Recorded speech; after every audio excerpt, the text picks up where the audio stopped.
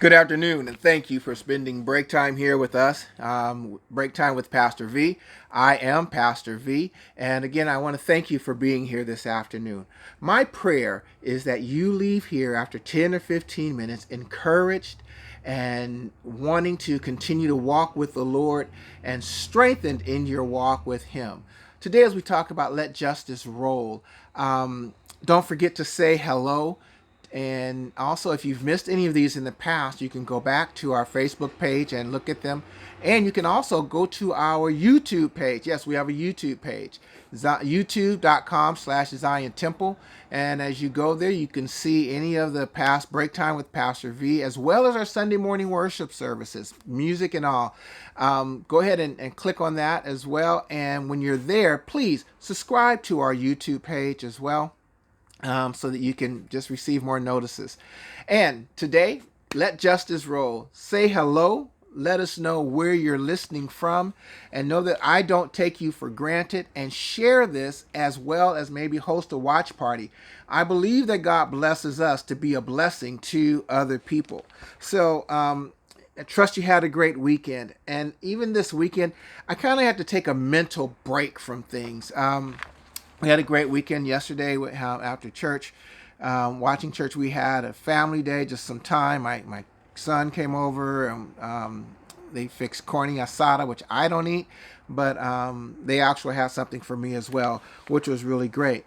But after last week, we are still dealing with the COVID issues, with the ups and downs. Things are opening in the state of California, but not necessarily in the county or the city of Los Angeles.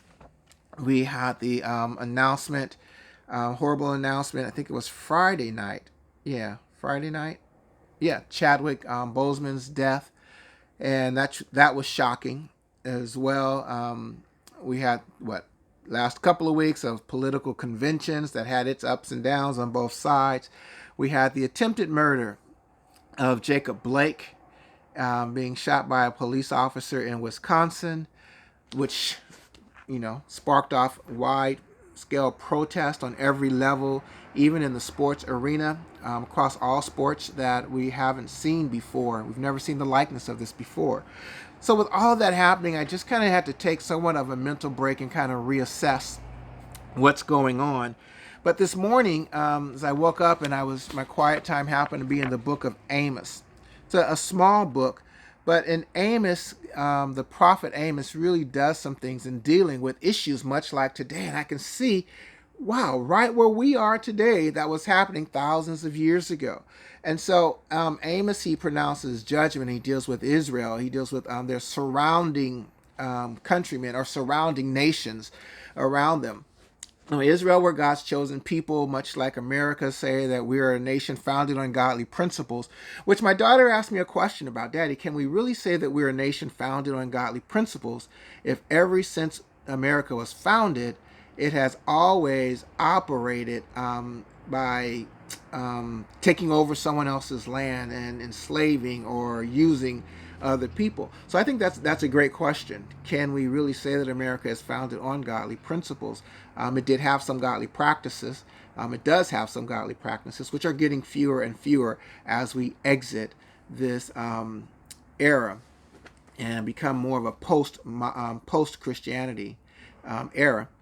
But anyway, so Amos was dealing with it, and Israel was happy because Amos starts off by pronouncing judgment on other nations about their inconsistencies in their leadership, how they abused people, took advantage, how they conquest land by killing off of people. Yeah, literally, sounds familiar, huh? And so Israel didn't have a beef about that.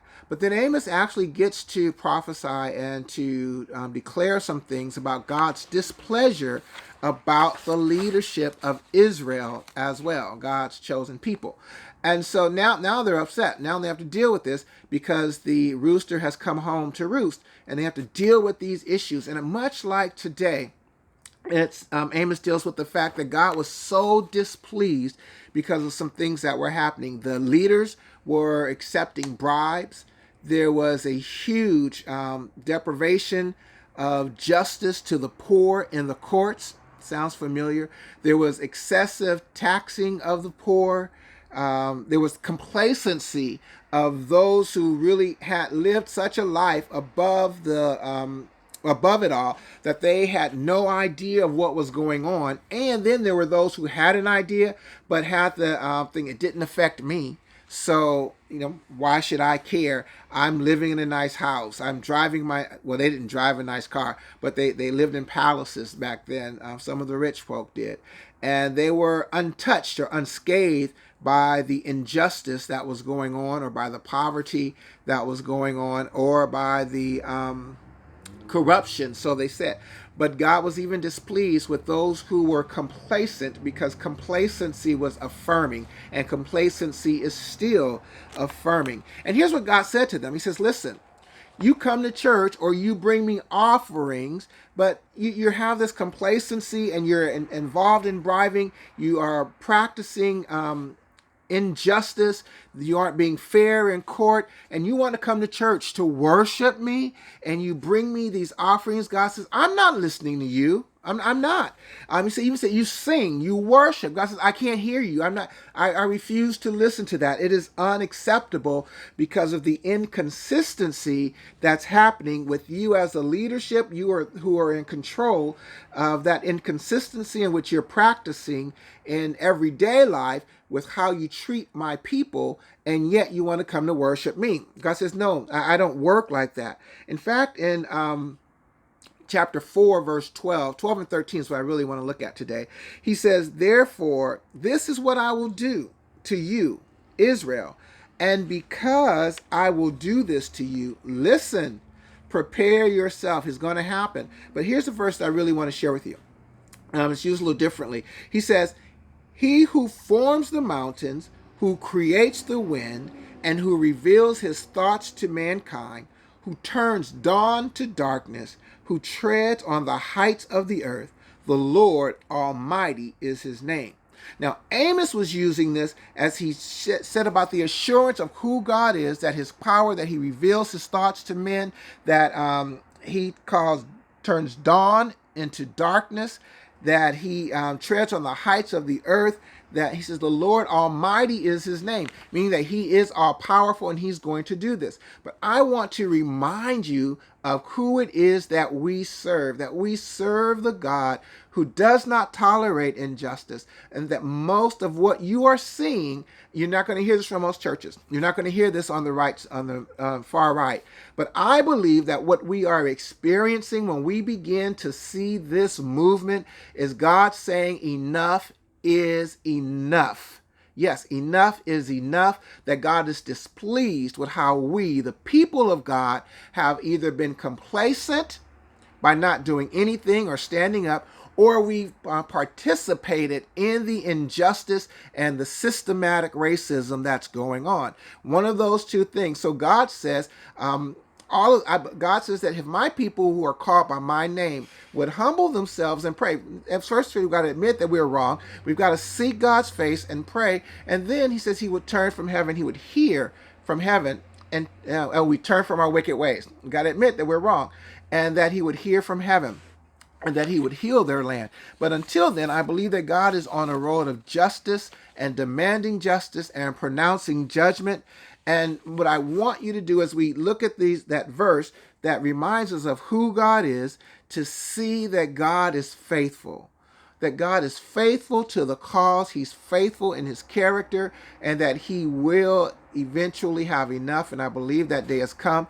And that's why you're seeing the solidarity among racists of standing up for Black Lives Matter. You're seeing more and more of those who are calling for injustice to stop. Now, don't think that that's going to happen without the opposition who said there is no injustice. I watched part of the Republican National Convention. I watched part of both of them, but there was someone who said America is not racist. And that's untrue. That's a lie. But here's the sad part, is that the woman who said it believes it because she's been sheltered. She may not have seen it. I don't think she's lying. I believe that she really believes that and feels that, but that doesn't make it true. And so, because she's been sheltered, she hasn't had to deal with it. But there's a whole segment of people who've dealt with it. And we can't move on until it's called out into the open, until we can see it, and then we can begin to experience the healing from it.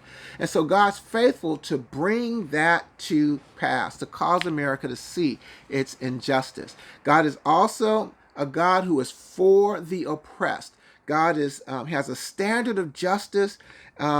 And it's not enough to take a stance against injustice. We've got to take a stance for justice. What do I mean? It's not enough just to say we want that it's not fair, it's not right, but we've got to do something about it. We've got to be involved in it. So I encourage you to find a place and do something. It begins with voting and encouraging others to vote, maybe taking others to the polls to vote, but come up with some sort of plan. So instead of, I watch and listen to a lot of younger people who are really discouraged about everything that's happening. I just want to encourage you to know that God's got it, that God is in control, and this is a process in which he's doing something about it by bringing it to the forefront of it. So, God is on your side. But more importantly, is when we take this stance that we are on God's side. And I call this Let's Justice Roll because I think it's in Amos 5. It's either 524 or 624. I believe it's 524. Amos wrote these words. God spoke to the church about disowning, not hearing them, and about their inconsistencies. He says, "But let justice roll like a river, righteousness like a never failing stream." If you know anything about Dr. King, you've heard those words before. So, hey, thank you for spending break time with Pastor V. Be encouraged and remember you're on God's side when you stand against injustice. Do something. Have a great day. I'll see you tomorrow, same time, 1 p.m. Pacific time, right here. Break time with Pastor V. Have a great day.